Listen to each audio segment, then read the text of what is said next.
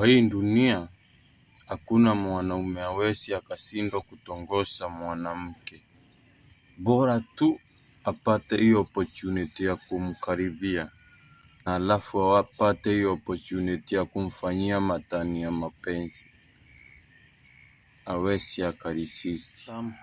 Hata kama awe bibi ya rais, bora tu upate hiyo opportunity ya kufanya na yeye matani ya mapenzi, umepita na yeye kama yeye ni msofti.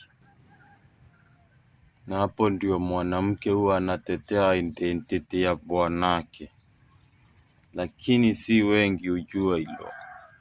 Unaweza kushangaa kile ninasema, lakini unaweza kupata bibi yako ni bibi yetu.